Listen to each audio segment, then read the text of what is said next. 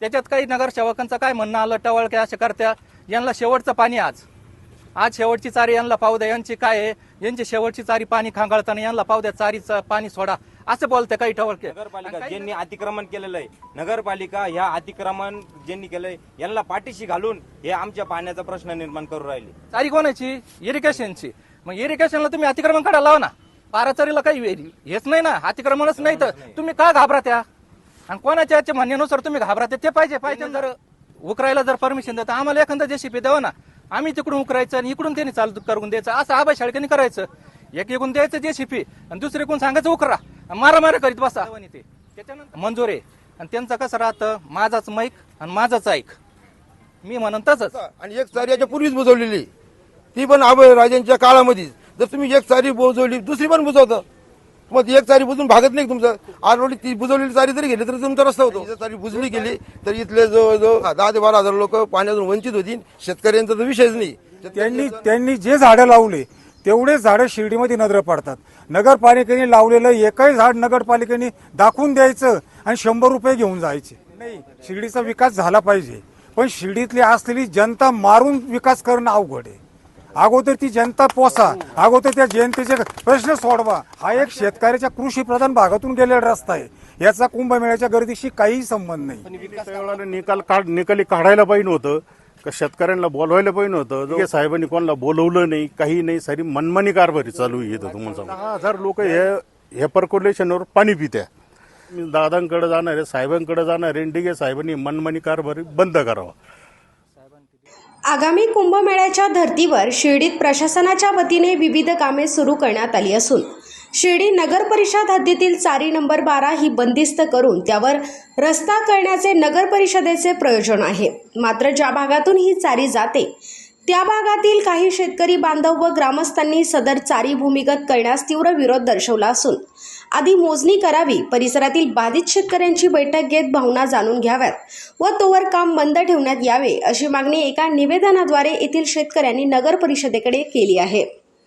यावेळी बाधित शेतकरी ग्रामस्थांनी प्रशासनावर उपनगराध्यक्ष अभय भैया शेळके, उत्तम भैया कोते यांसह मुख्याधिकारी सतीश दिघे यांच्या कार्यपद्धतीवर ताशेरे ओढत अधिकाऱ्यांची एकाधिकारशाही असल्याचे सांगत मनमानी पद्धतीने मुख्याधिकारी कारभार करत असल्याचा आरोप केला असून मुख्याधिकारी सतीश दिघे यांच्याशी याबाबत संपर्क केला असता तो होऊ शकला नाहीये. नाही, हे जे चालू आहे चारीचं बघ, नळ्या टाकायचं, हे करायचं, 2016 पासून 16ला काहीतरी ठराव केलेला होता. 16 नंतर 2017ला जवळ 600 लोकांनी त्याच्यावर डिगे साहेबांना सह्या दिल्या. डिगे साहेबांना सह्या दिल्यानंतर त्यांनी टेंडर काढलं. टेंडर काढायच्या आधी प्रोसिजर काय आहे का, एवढे लोक जर आज आपल्या विरोधात आहे नगरपालिकेच्या, तर ती त्यावेळेला निकाली काढायला पाहिजे होतं का, शेतकऱ्यांना बोलवायला पाहिजे होतं. जवळजवळ याच्यावर जवळजवळ 550 का 600 बोर आहे, 80-85 विहिरी आहे, 80-85 विहिरी आहे. हिचं तो काही म्हणजे डिगे साहेबांनी कोणाला बोलवलं नाही, काही नाही, सारी मनमानी कारभारी चालू येतं. तुम्हाला सांगू, ह्या विषयावर आम्ही नामदार साहेबाला 6 महिन्यापूर्वी नामदार साहेबांकडे गेलो. तर त्यावेळेला आमच्या संघ सुधीर शिंदे आणि अरविंद आप्पा शासकीय विश्रामगृहाला भेटलो आम्ही. का म्हणलं साहेब, आमचा पाण्याचा प्रश्न आहे, सी टाईप नळ्या टाका. ते असं करावं ना तुम्ही, आमच्याकडे माझ्याकडे नवीन प्रस्ताव द्या म्हणे, तर मी त्या खात्यांचा मंत्री बनी, मी तुम्हाला परत निधी वाढवून देतो. तर आम्ही डिगे साहेबांना सांगितलं, अभय राजांना सांगितलं, तर डिगे साहेबांनी ती माहिती त्यांच्यापर्यंत दिली नाही. तर डिगे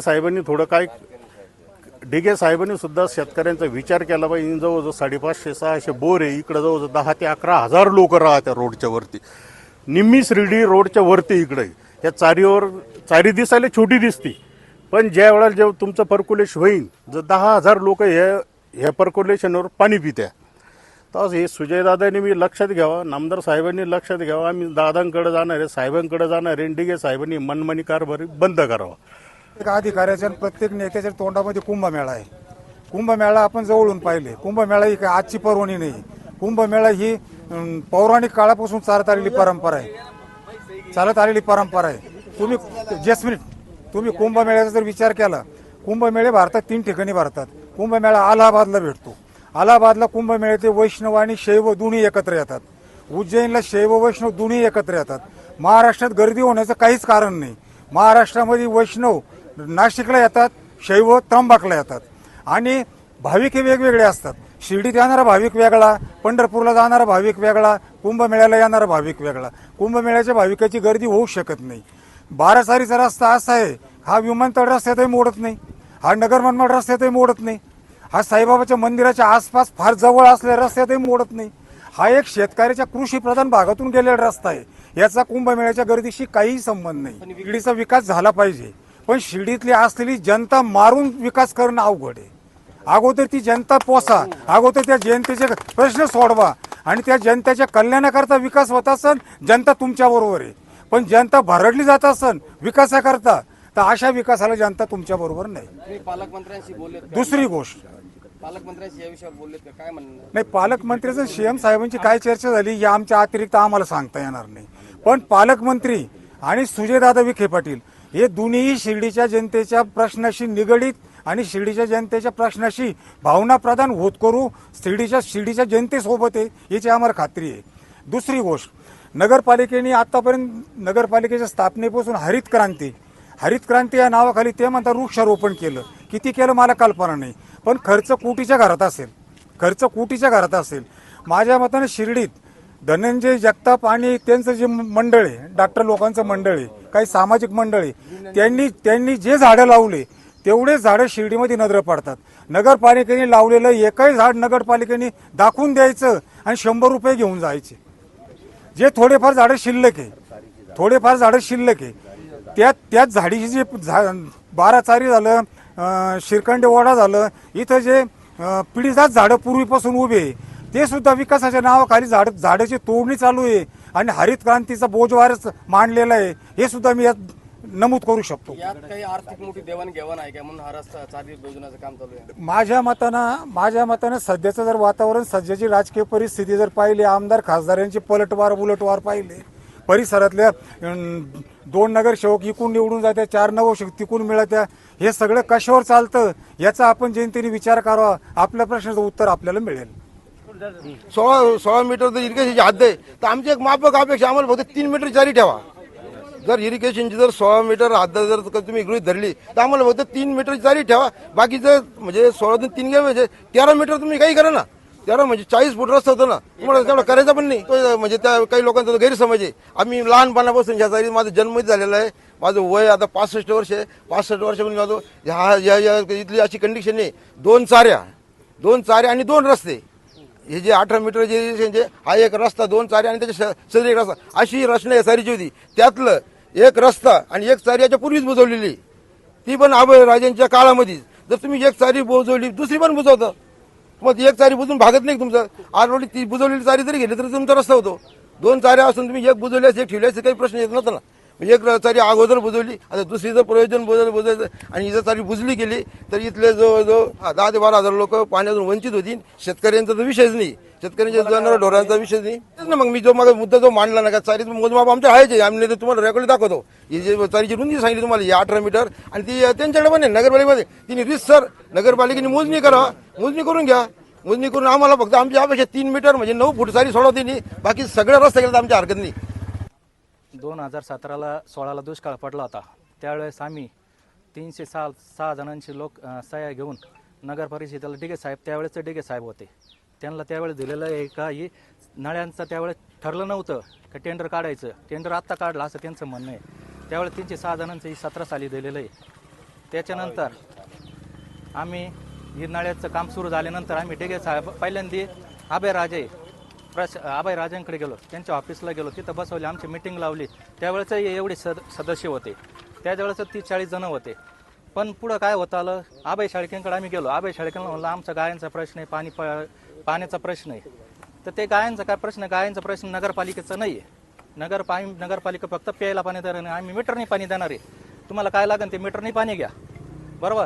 त्याच्यानंतर ते अभय शाळकेंचं म्हणणं काय आहे, ते त्या मिटिंगमध्ये मिटून गेलं त्यांचा विषय तो, आणि आम्ही गायांना देऊ शकत नाही, आम्ही ते करणारच, हे करणार. किंवा तुम्हाला आम्ही 50-50 फुटावर तुम्हाला आहे ना रेन हाऊसिंग करणं, रेन वॉटर करणं.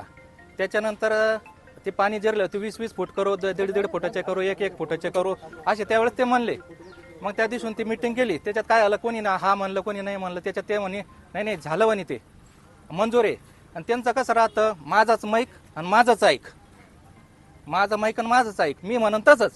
मग त्यांनी ती गोष्ट सोडून दिली. ती नंतर तिथून मिटिंग गेली. त्यानंतर तिथून आले आपलं आबाई शेळके, आबाई भैया काय ऐकत नाही. मग त्यानंतर हे सगळ्या शेतकऱ्यांचा विचार झाला का बापूंकडे जायचं. बापूंकडे गेलो आम्ही. बापूंकडे गेल्यावर बापूंचं ते सगळे, त्यावेळेस मी नव्हतो, माझं पुण्याला हॉस्पिटलचं काम असल्यामुळे ते नव्हतं. मग त्यावेळेस हे सगळे बाकीचे गेले. मग तिथं परत डेगे साहेबांच्या याच्यात त्यानं बापू आणि चला डेगे साहेबांकडे. बापू त्यावेळेस काय म्हणले, एक साईडला आहे ना चारी काही का ना 5 फूट 6 फूट खंगोळू द्या आणि बाकीचे ते करू द्या. मग ते झालं असं म्हणले. ते तिथून झाले, ते आले. त्याच्यात मग उत्तमभाई आले. उत्तमभाईने आणले ते 7-8-10 सऱ्यांच्या सह्या आणल्या. चारी बंद करा, चारी नळ्या टाकू नका, नाही त्या नाळ्या टाका आणि कोण आडवा येतो मी पाहतो, मला JCP द्या. जर शिवसाहेब आबाई भैया जर असं म्हणणार असन का तुम्ही जर नळ्या JCP तर तो आम्हाला द्या, नळ चारी उकरायला JCP द्या, बरोबर. बस जर असं करीत असलं तर मग आम्हाला एक विरोध आहे ना, दुसऱ्या बाजूला त्यांचं ऐकून घ्यायला ना. त्यांनी जर उकरायला जर परमिशन देतं आम्हाला एखादा JCP द्यावं ना, आम्ही तिकडून उकरायचं आणि इकडून त्यांनी चालू करून द्यायचं. असं आबाई शेळकेंनी करायचं. एकूण द्यायचं JCP आणि दुसरीकडून सांगायचं उकरा, मारा करीत बसा. त्याच्यानंतर आम्ही काय म्हणलो, मग ते झालं. ते काय म्हणे, म्हणलं तुम्ही मोजणी करून करा. तर आबाई भाईंचं म्हणणं काय आलं, तुम्ही चारीच्या कड्यांचे सह्या आणा. अहो म्हणलं चारीच्या कड्यांचे सह्या आणायचा आमचा काय संबंध. ते म्हणे, ते काय म्हणे, मग मोजणी करा. म्हणलं इरिगेशनची अतिक्रमण काढायची आमची नाही पद्धत म्हणे, आमच्याकडे नाही ती. अतिक्रमण काढायला गेलं तर कोणी कोर्टात जाईन, कोणी हे जाईन. मग तुम्ही काय करा, चारीच्या कड्याचे जेवढे आहे का त्यांच्या सह्या घेऊन या, असे ते म्हणले. म्हणलं चारीच्या कड्याच्या सह्या आणायचे आमचं काम आहे, तर मग तुम्ही करता काय, तुमचं काय काम आहे इरिगेशन. मग मी त्यांना काय म्हणलो, तुमचं काम नाही ना हे, मग तुम्ही एक काम करा, चारी कोणाची, इरिगेशनची. मग इरिगेशनला तुम्ही अतिक्रमण काढायला लावा ना. जसं तुम्ही गावाच्या खाली काढलं 11 चारीचं पार घराच्या घर उद्ध्वस्त केलं, तिथं आपण केलं, तिथं विरोध नाही झाले, त्यांच्या जागेला विरोध आला. जर 11 चारीला 12 चारीला काही हेच नाही ना, अतिक्रमणच नाही, तर तुम्ही का घाबरात्या. आणि कोणाच्या म्हणण्यानुसार तुम्ही घाबरात्या ते पाहिजे ना. कोणाचे अतिक्रमण असले का किंवा दबाव असन का काय आहे, अतिक्रमण कोणी असलं तरच त्यांच्यावर दबाव आहे का. कारण शिवसाहेब असं आहे, शिवसाहेब जर दडपणाला घाबते नाही, जिथं गेलं काय अतिक्रमण काढायचं काही असलं तर शिवसाहेब काय म्हणत्या, नाही स्पीड ना काम, ते रेकॉर्डली काम करणार. मग मला काय म्हणायचं, जेव्हा तुम्ही रस्ता चालू झाला तुमचा, मग तुम्ही रस्त्याची मोजणी केली का. 12 चारी जर समजा तुम्ही 18 मीटर आहे, 16 मीटर आहे, काय मीटर आहे, 14 मीटर आहे, तुम्हाला त्याच्यातला फक्त 10 मीटर रस्ता करायचा आहे ना. मग 10 मीटर रस्ता करायचा तर तुमची आमची आज चारी मोकळी राहते, बाकीचं सगळं रान तुम्हाला शिल्लक असे चारी बोजायचं काम नाही. आमचं तेच म्हणणं आहे, चारी मोकळी होती, आजही बी राहते. रस्ता तुम्ही अतिक्रमण काढा, चारी जशी ते तशी राहीन, बाकीचा रान तुमचा रस्ता सगळं होऊन जाणार आहे. तेच म्हणणं आहे, जर 14 मीटर कमीत कमी हद्द आहे, 14, 16, 18 अशी मीटर जर इरिगेशनची हद्द शिर्डी हद्दीमध्ये, तर यांनी 10 पॉईंट कितीतरी मीटरचं टेंडर काढलेलं आहे. तर 10 मीटरचा रस्ता करावा आणि 4 मीटरची राहिलेली चारी खळाखळा जशी वाहती इंग्रजांच्या काळापासून तशी व्हावा, असं आमचं म्हणणं आहे. आणि त्यात नगरपालिका ज्यांनी अतिक्रमण केलेलं आहे, नगरपालिका ह्या अतिक्रमण ज्यांनी केलंय यांना पाठीशी घालून हे आमच्या पाण्याचा प्रश्न निर्माण करू राहिले. आबाई भाईंना आम्ही काय केलं तर विचारलं त्याने. मग आम्ही ज्या दिवशी दुसरे बापून गेले, मीटिंग भरली तिथं, तर आबाई शेळके काय म्हणे, मागून आले भाईंनी, उत्तम भाईने तो अर्ज दिला, चारी होऊन त्या कोण अडवायचं ते पाहू. आबाई भैया काय म्हणे, चारी होणारच. आबाई भाईंनी काय केलं, दुसऱ्या दिवशी टेंडरवाल्यांना फोन केला का मशीन लावा, इकडून चालू करा, जेवढं लवकर होईल तेवढं करावं. कसं काय होत ना मी पाहतो. मला एक सांगायचं आहे, आबाई भैया, आपण आमदार साहेबांचे उपनगराध्यक्ष पद घेतलेलं आहे. आमदार साहेबांनी आपला जरांगे पाटलांचा मेळावा झाला, तिथं कशाच्या याच्यावर गेले, आपले आमदार साहेब संयमाच्या याच्यावर गेले. तुम्ही जर संयमाने आमच्याशी बोलले पाहिजे, आरेला कार्य देऊन नाही चालत उत्तर. असं आम्ही म्हणतो म्हणून जनतेचे तुम्ही हे तर तुम्ही शांततेने आम्हाला समजून घ्यायचं, त्या दोन्ही बाजू ऐकून घ्यायच्या आणि मग आम्हाला सांगायचं होतं ना, कसं नाही असं नाही, दोन्ही हे करून समन्वय करून मग चारीचा नळ्या टाकायच्या का पर्क्युलेशनसाठी काय करायचं असं करायला पाहिजे. पण तुम्ही आरेला कार्य असं करू नका. आता आमचा विषय काय, समजा नंतर मग पुढे काय झालं, काय आम्हाला ऐकत नाही. मग त्याच्या पुढे काय केलं आम्ही, जे 30-40 जण आले होते समजा ये पाठीमागं, त्याच्यातले यांनी ना फोडून टाकले. आणि त्याच्यात मग माझा विरोध केला. ते म्हणतो का याचं घर पाडलं पाहिजे, ते त्याचं घर पडलं पाहिजे, म्हणून हे मोजणीचा अधिकार करते, मोजणी काढायचे, असं करून ते फोडून टाकले. मग राहिला विषय, मग आम्हाला गॅरंटी नाही राहिली आता हे आपल्याच्या पुढे जाता येणार नाही. मग आम्ही तो रीतसर म्हणलं दावा दाखल करू. मग आम्ही तो रीतसर दावा दाखल केला. दावा क्रमांक 175/2026 तो जनहितक याचिका दाखल केली का त्या याचिकेमध्ये असं सांगितलं, ज्याला या 12 चारीच्या बचावासाठी ज्याला यायचं असेल त्यांनी याला नसेल यायचं त्यांनी नका येऊ. पण मग प्रश्न एकच आहे, परत ही चारी आपल्याला दिसणार नाही. त्याच्यात काही नगरसेवकांचं काय म्हणणं आलं, टवळके असे करत्या, यांना शेवटचं पाणी आज शेवटची चारी यांना पाहू द्या. यांची काय आहे, यांची शेवटची चारी पाणी खांगाळताना यांना पाहू द्या, चारीचं पाणी सोडा असं बोलते काही टवळके. आणि काही नगरसेवकांना आम्ही आमच्या वाड्यातले 3 नगरसेवक आणि इकडचे 2 7 मधले 2 यांना आम्ही म्हणतो आम्हाला नामदार साहेबांची दादांची भेट घालून द्या. नामदार दादांची भेट घालून द्या. तिथे त्या गमे साहेबांना भेटलो. गमे साहेब काय म्हणे आम्हाला, साहेब दादा आजारी आहे. मग आम्ही दादांची वाट पाहत बसलो. बा नाही म्हणणार बुवा दादांचे, आपल्याला दादा महत्वाचे. दादा आहे तर सगळं काही. दादा आले तर नळ्या आहे ते उपसून काढतील, आम्हाला गॅरंटी आहे. दादा जर आले तर आहे ते नळ्या उपसून काढतील, आम्हाला गॅरंटी होती. पण हे पुढे गेल्यावर आम्हाला अरे कार्य तसं करीत केले पुढं आणि कसं काय होत नाही पाहतो नळ्या. मग त्याच्यानंतर आम्ही तो दावा दाखल केला. ही व्यक्तिगत विरोधामध्ये भांडण लावून द्यायचं नाही करायचं. दुसरी गोष्ट त्याचा सरळ व्यवहार आहे का 12 चारीचा जी हद्द आहे ना तेवढी सोडून आहे ना 11 करा.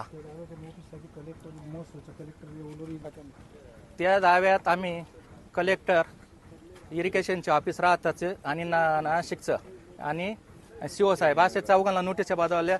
आमच्या नोटिसा जायच्या आधी नगरपालिका जर तिथं त्यांचा वकील जर हजर होतो, मग त्यांना जर माहिती असताना दावा जर दाखल दिला तर ते का काम करत्या हे आम्हाला काही कळना. मग आमच्यावर बळजबरीचे असंच होत आहे. ते धावणे यांच्याकडे हे काम दिलेलं आहे नगरपालिकेनं. हे धावणेंचे कॉन्ट्रॅक्टरचे प्रतिनिधी. आमची सर्वांची, शेतकऱ्यांची, रहिवाशांची यांना एक मवाळ विनंती आहे का जोपर्यंत ह्या कामाचा काही निर्णय येत नाही, न्यायालयाकडून येत नाही किंवा सुजयदादांकडून येत नाही किंवा नामदार साहेबांकडून येत नाही, तोपर्यंत यांनी हे काम जसं आहे असं थांबावं अशी आमच्या सगळ्यांच्या वतीनं मी विनंती करते. पण आमच्या भावना समजून घेऊन जर काम बंद नाही केलं तर यापुढे आम्हाला विचार करून उग्र आंदोलन छेडावं लागेल याची आम्ही नोंद देतो. 2 मिनिट. ज्या वेळेला हे काम चालू आहे बरं का, काम बंद करावं. न्यायालयीन हे कोर्टात गेलेले आहे आणि ह्या इकडचं नेतृत्व कैलास बापू कोते, माजी नगराध्यक्ष प्रथम, जो थांबावं नाही ते जनतेच्या रोषाला सामोरं जाऊ नये. आणि तेवढं कैलास बापूंनी सुद्धा नामदार साहेब सुजयदादांच्या कानावर घालावा. 11,000 लोक या इकडे राहतात. 11 काम कानावर घालून आमच्या मागणीला योग्य तो प्रतिसाद द्यावा आणि काम थांबावा. नमस्कार. श्री साईबाबांच्या पावनभूमीत तुमचे हक्काचे आणि सुरक्षित घर घेण्याची सुवर्ण संधी चालून आली आहे. आम्ही घेऊन आलो आहोत साई आनंद पार्क. येथे आहे श्री साई कृपेचे आणि आनंदाची आत्मानुभूती. 5 एकरमध्ये 100% लीगल, सर्व सोयींनी युक्त रहिवासी प्लॉट्स, रस्ते, स्ट्रीट लाईट्स, श्री महादेवाचं मंदिर, निसर्गरम्य हिरवाईनं नटलेला परिसर, सगळं काही तयार. अंतर्गत प्रशस्त रस्ते आणि प्रस्तावित 12 मीटर आणि 15 मीटर DP रोडलगत विकसित प्लॉट्स. आणि हो, आपले श्री साई मंदिर, शाळा, मार्केट सर्व काही फक्त 5 मिनिटांच्या अंतरावर. सुरक्षित गुंतवणूक, तज्ज्ञ वकिलांमार्फत खरेदी विक्री आणि वास्तुशास्त्रानुसार प्लॉट्स. सुरक्षित, शांत आणि सुसंस्कृत वातावरणात एअरपोर्ट रोड लगत शिर्डी हद्दीमध्ये श्री साईबाबा मंदिरापासून अगदी काही मिनिटांवर. साई आनंद पार्क म्हणजे आनंदाचं, विश्वासाचं आणि समाधानाचं ठिकाण. आजच बुकिंग करा. मर्यादित प्लॉट्स उपलब्ध. कारण साई आनंद पार्क म्हणजे साई आनंदाची अनुभूती.